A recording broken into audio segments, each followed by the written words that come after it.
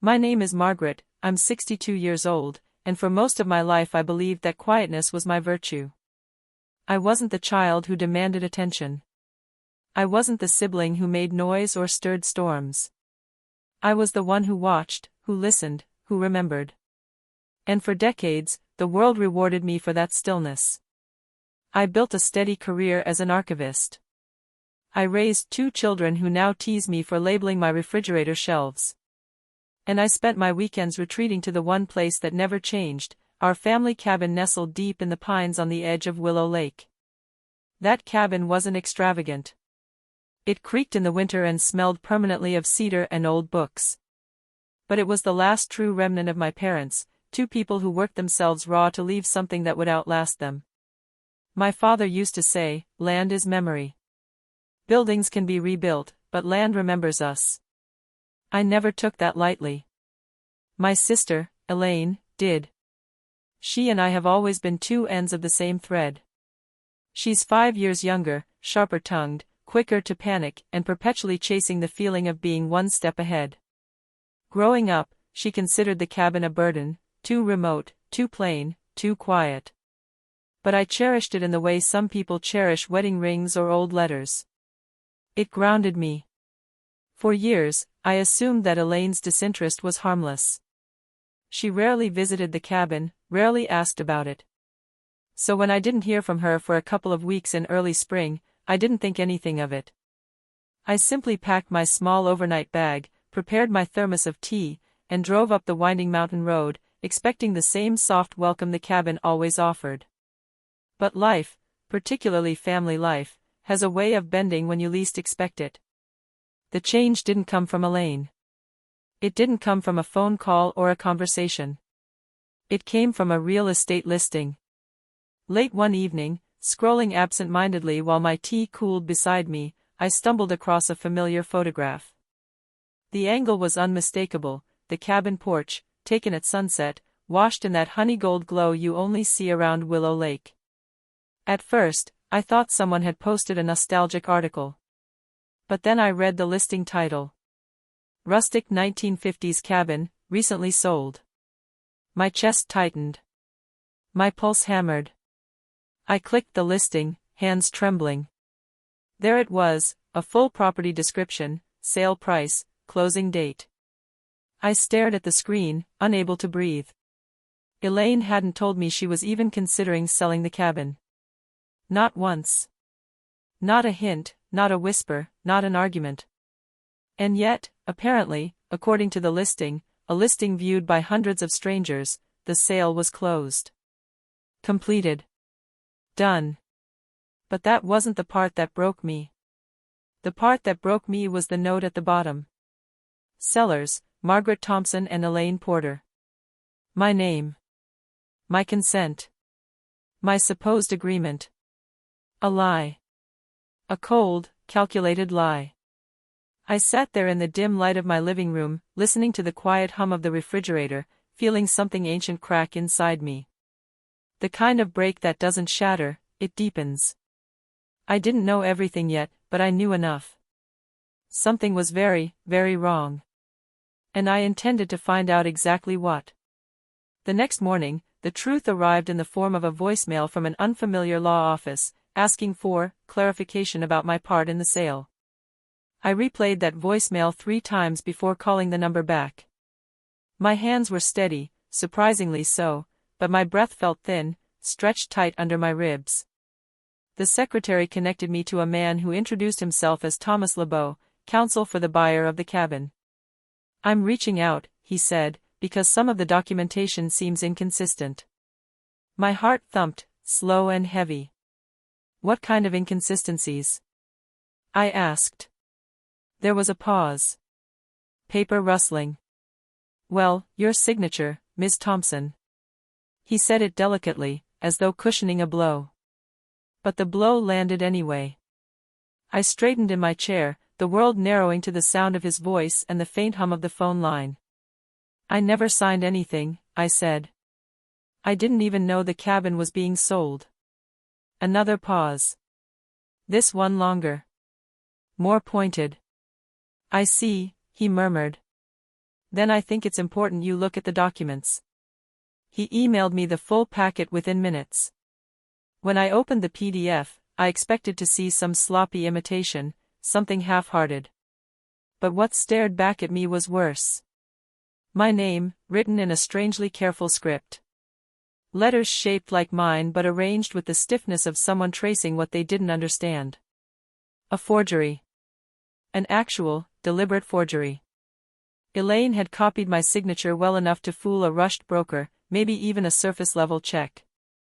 But not a lawyer trained to scrutinize the curves and angles of a name. I sat with that realization for a long moment.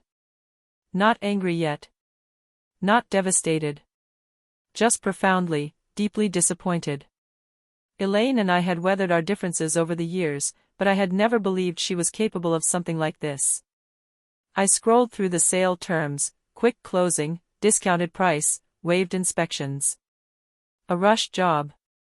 A cash buyer. A seller in a hurry. My stomach sank. Elaine had needed money.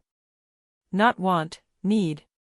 This wasn't the behavior of someone making a strategic decision. This was desperation.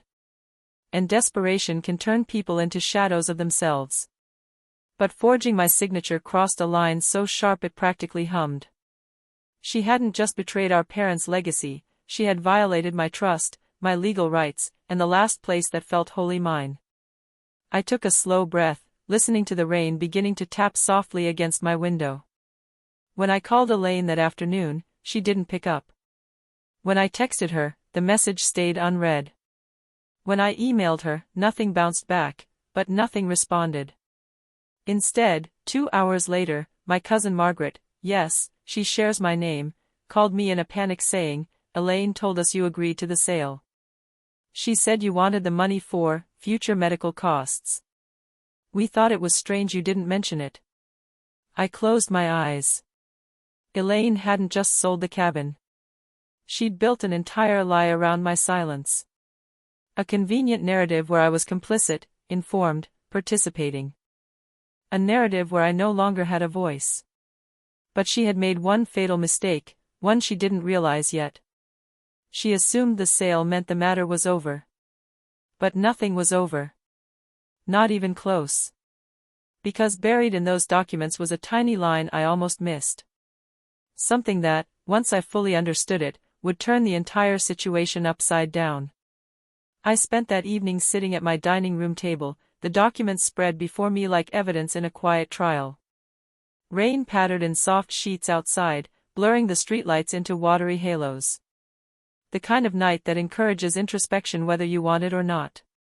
As I stared at the forged signature, I found my mind drifting backward, back to childhood, back to the small moments that accumulate into explanations. Elaine had always lived in a state of subtle turbulence. Even as kids, she pushed boundaries like she was testing the edges of an invisible cage. She took risks, spun stories, leapt before she looked.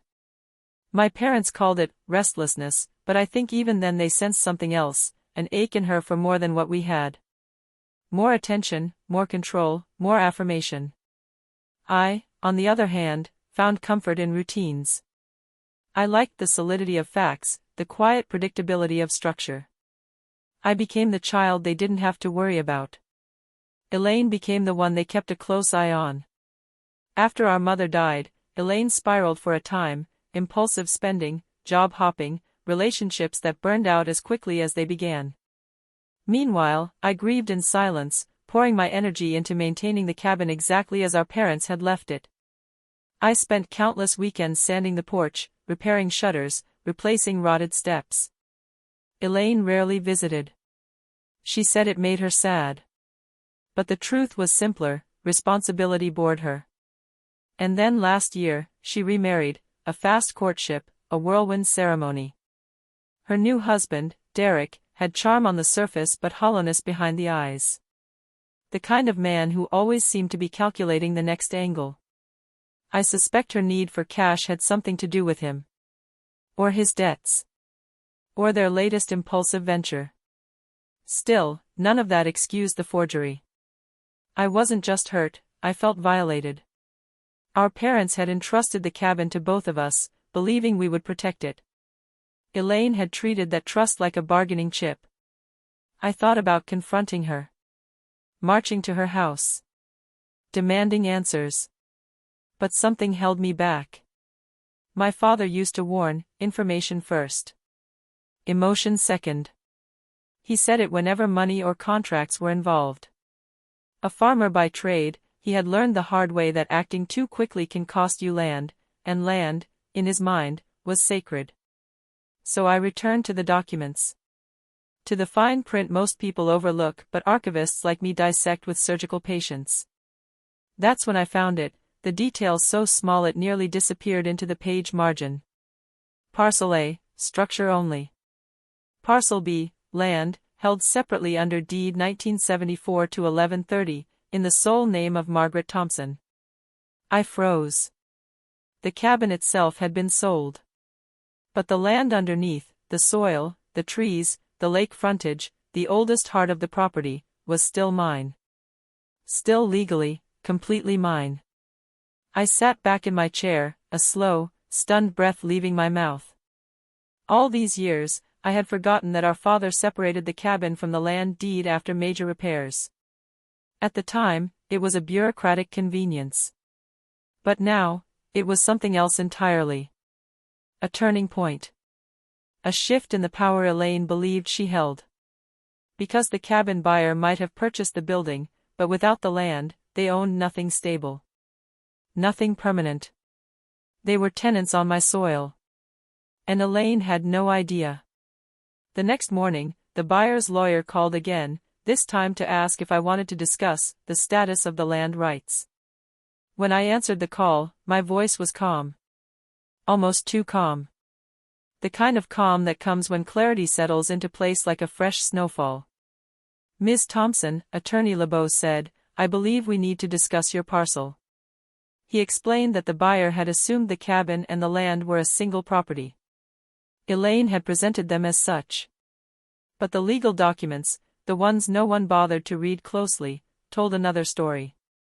I'd like to know your intentions moving forward, he said. I didn't respond immediately. Instead, I asked a question that had been forming in my mind all night. Did the buyer know my sister forged the signature? Not initially, he admitted. But after reviewing your statement and comparing handwriting samples, I believe the buyer has serious concerns. Is he planning to pursue charges? He would prefer a resolution that avoids litigation. But his patience is limited. Interesting. I wasn't seeking vengeance. Not the cinematic kind, anyway. I didn't want Elaine handcuffed or publicly humiliated. But I did want accountability. I wanted the truth acknowledged. And I wanted to restore what she had tried to take from me. Mr. LeBeau, I said, what would it take for me to reacquire full control of the land? He paused, sensing the direction of my thoughts. Since the land was never transferred, he replied carefully, you already have control. However, if you are asking whether you may formally reaffirm ownership and restrict its use, the answer is yes. I nodded slowly, absorbing that. And the buyer? I asked. He believes your sister misrepresented the property. He is open to negotiating with you directly. That was all I needed. Over the next 2 weeks, I began a quiet, steady investigation. Nothing dramatic. Nothing confrontational. Just methodical steps, the kind of work my archival training had prepared me for. I requested the full sale file from the title company. I reviewed time-stamped communications between Elaine and the broker. I collected emails, texts, property assessments. I printed copies of my known signatures from tax documents, insurance forms, passport renewals. Every piece of evidence painted the same picture: Elaine had been in a hurry. Elaine had been deceitful. Elaine had assumed I would never find out until it was too late. I didn't tell anyone what I was doing. Not my children. Not our cousins. Not even my closest friend, Deborah, who notices everything and worries twice as much. My silence was deliberate. I wanted the truth to take shape fully before confronting Elaine with it. I wanted to walk into that moment armed with facts so airtight they could not be denied. But as I assembled the evidence, something unexpected happened. The buyer reached out to me directly. A man named Kevin. A contractor from 2 towns over. He wasn't angry, he was weary. I bought the cabin as a retirement project, he told me. If I had known the land wasn't included, I never would have signed. We spoke for nearly an hour. At the end of the call, he said something that shifted everything. If you want the cabin back, he said softly, I'll sell it to you for what I paid. I just want out of this mess. I sat very still. My parents' cabin. The place I believed I had lost. The place Elaine had tried to sever me from entirely. It was coming back to me. Quietly. Legally. Poetically. All I needed to do was sign one document, this time in my own true hand, and the cabin would return to me. But Elaine had no idea what was coming. I drove to the title office on a crisp Thursday morning, parking beneath a maple tree that had just begun to leaf out. The air smelled faintly of sap and damp earth, the same smell that drifted through the cabin porch screens each spring. It felt like a blessing. Or permission. Inside, the office was quiet. A receptionist led me to a small conference room where the paperwork waited in a neat stack. The buyback was simple. Clean. Legal. Kevin had already signed. All that remained was my signature, my real one. I uncapped the pen. As the ink flowed onto the page, a wave of unexpected emotion washed over me. Not triumph. Not relief. Something deeper. A reclaiming. A restoration of what should never have been taken. When the final document was sealed, the title agent looked up and said, "Congratulations, Mrs. Thompson. The cabin is yours again." But he was wrong. Because the cabin had always been mine. It was Elaine who had severed her claim, not me. I stepped outside into the sunlight feeling taller, steadier, anchored. But one final piece of the puzzle still lingered, confrontation. The truth had taken shape. Now it needed to be spoken aloud. I returned home and laid out the files one last time, land deeds, signature comparisons, emails showing Elaine's haste. All the threads leading to a single, undeniable conclusion. Before I confronted her, though, I wanted confirmation from a handwriting expert. It wasn't necessary legally, but it was important morally. I wanted my evidence to be irrefutable. The expert reviewed the documents for 3 days. When he called me, his verdict was succinct. "Mrs. Thompson," he said, "the signature on the sale paperwork is not yours. It is a forgery executed by someone attempting, and failing, to mimic your style." There it was. The truth, professionally affirmed. I thanked him and hung up, feeling a quiet power settle inside me. I didn't raise my voice. I didn't lash out. I simply prepared to hold a mirror up to Elaine, a mirror she could no longer deny. That evening, my phone buzzed. It was Kevin. "I just called your sister," he said. "Told her the land is yours, and that she no longer has legal control of the cabin she tried to sell. You might want to check on her." My breath stilled. So the first impact had already landed. The truth had begun its own quiet ripple. But I wasn't done. Not until Elaine heard it from me.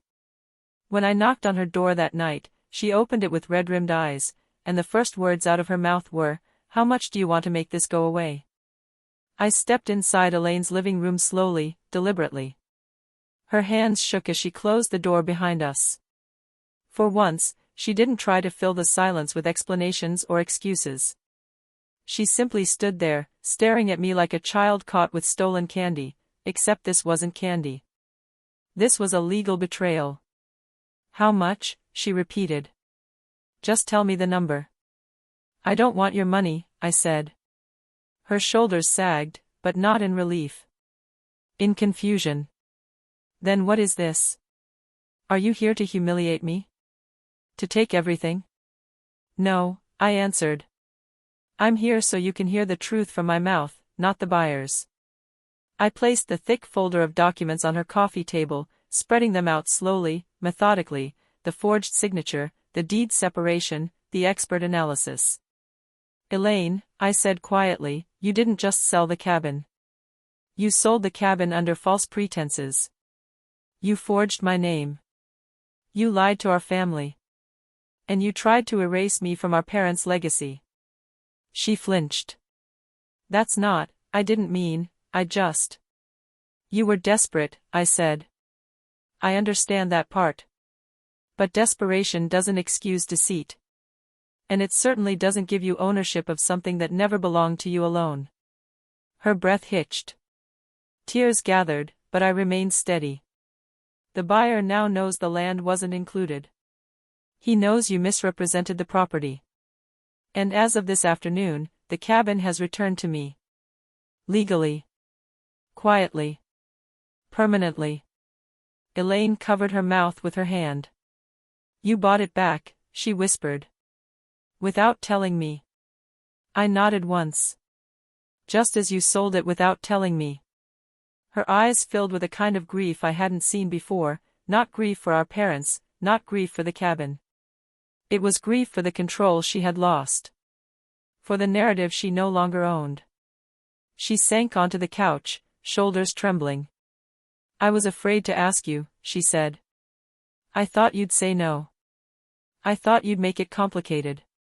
Derek said it was just a formality. Forging my signature is not a formality, I said gently but firmly. It's a crime.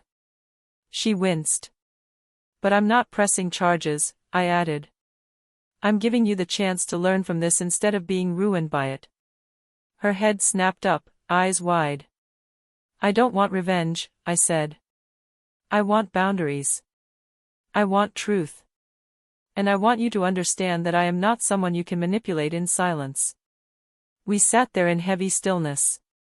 After a long moment, she whispered, I'm sorry. I nodded. I believe you. But apologies mean nothing without change. The next day, Elaine made a decision that surprised even me, one that revealed exactly what she feared losing most. The morning after our confrontation, I woke to a long email from Elaine. Not a rambling one, not a defensive one, a confession. She admitted everything. The forged signature. The lies to our family. The financial troubles she and Derek had been hiding. The fear that I would stand in the way of their plans. She wrote, I sold the cabin because I thought you'd cling to it forever. I didn't think you'd notice if I handled things quickly. I thought you were too passive. Passive. That word struck me harder than any legal betrayal. For years, I had mistaken my silence for peacekeeping. But Elaine had mistaken it for weakness, an invitation to take without asking. At the end of the email, she wrote, I want to make things right. Tell me what you need. So I did. First, I required a written admission of wrongdoing for my personal records, not for court. Foreclosure. Second, she had to notify the rest of the family that she lied. That I had never agreed to the sale. That the narrative she spun was false. Third, she and Derek were to have no involvement in the cabin anymore. No access, no decision-making, no emotional bargaining. She agreed to all three. Her message to the family was short but honest. Some relatives were stunned. Others privately admitted they weren't surprised. Patterns, after all, tend to repeat until someone stops them. As for Derek, he sent me one curt message, accusing me of undermining their financial recovery. I didn't respond. The cabin wasn't a prop in their marriage. It wasn't a bailout plan. It wasn't leverage. It was legacy. In the days that followed, something unexpected happened. Elaine stopped calling. Not out of anger, out of embarrassment. Shame. Maybe reflection. She wasn't used to being caught, and even less used to being held accountable. The distance between us wasn't painful, it was peaceful. A boundary finally acknowledged. Meanwhile, I returned to the cabin. Stepped onto the porch. Opened the windows. Let the lake air drift through the rooms like an old lullaby. The building felt tired but grateful. As though it had been waiting, holding its breath, unsure if I would return. I walked the perimeter of the land, my land, and felt something settle inside me that had been unsettled for far too long. This wasn't just a victory. It was restoration. But as I stood beside the lake at sunset, one final realization arrived, the moral I didn't know I'd been searching for. The surface of Willow Lake shimmered in the copper light of dusk, rippling gently with the faint breeze that always picks up at day's end.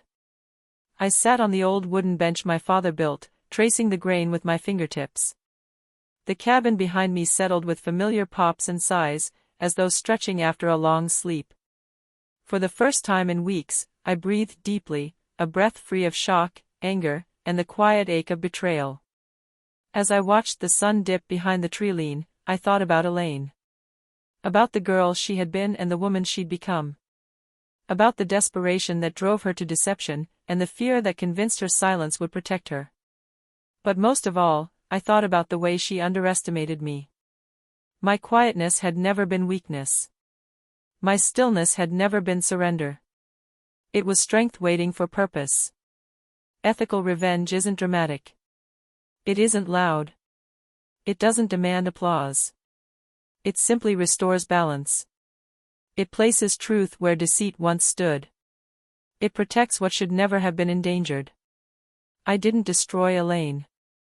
I didn't expose her publicly. I didn't seek to make her suffer. I simply revealed reality, and let the consequences speak for themselves. As the sky shifted from gold to violet, I whispered a small thank you to my parents. For the cabin. For the land. For the lessons woven into every inch of this place. Don't underestimate the quiet child in the family. That was the moral. The truth. The message I wished Elaine had understood long before she forged my name. Stillness is not absence. Silence is not surrender. Quiet people are not blind, or naive, or powerless. We simply act when the moment is right, and when we do, it is with precision. I stood from the bench, brushing pine needles from my skirt, and looked back at the cabin one last time before heading inside. The windows glowed warmly. The land, my land, felt steady beneath my feet. Everything was as it should be. And as I closed the door behind me, I knew this story mattered, not just to me, but to anyone who has ever been underestimated. Because quiet doesn't mean weak. Quiet means watching. Quiet means knowing. Quiet means choosing the moment to rise. Thank you for listening to my story. And tell me, have you ever been underestimated by family? I'd like to hear your thoughts.